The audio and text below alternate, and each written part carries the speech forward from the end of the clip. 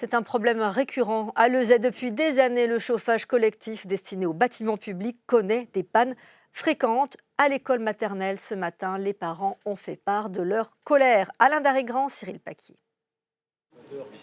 Ils sont à bout, ces parents d'élèves réunis devant l'école maternelle de Leuzet.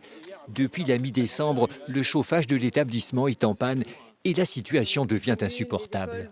Ce matin, à l'école, il y a 6 degrés dans les toilettes, il y a 14 degrés dans une classe, 16 degrés dans une autre. Difficile d'apprendre dans ces conditions. Les convecteurs électriques installés en urgence font sauter le compteur. Les parents doivent donc multiplier les couches de vêtements sur leurs enfants. Il a un sous-pull, un autre pull et le manteau. Et ça suffit ? Bref. Concrètement, pour se concentrer, c'est difficile. Garder un manteau pour travailler, c'est pas une tenue adéquate. Moi, je viens chercher mon petit-fils qui a 3 ans, qui est malade comme un chien, donc demain, il ne sera pas à l'école.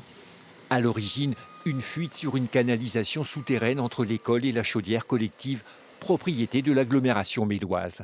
La fuite potentiellement serait en face de la maison de retraite. Une malfaçon lors de l'installation il y a 17 ans.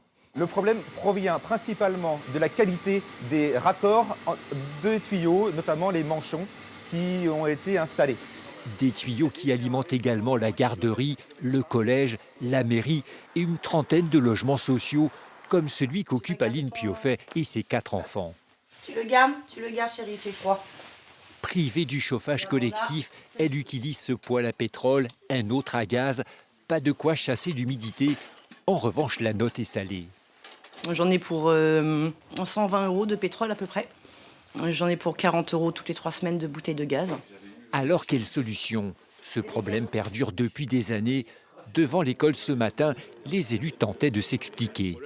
Nous, le but, c'est d'enclencher le plus rapidement la décision politique, parce qu'on est sur des budgets entre 1 million et 1,5 million. Donc, vous voyez ce que ça donne. Donc, il faut trouver les solutions. En attendant, des groupes électrogènes vont venir renforcer le réseau électrique pour alimenter les radiateurs de secours de l'école.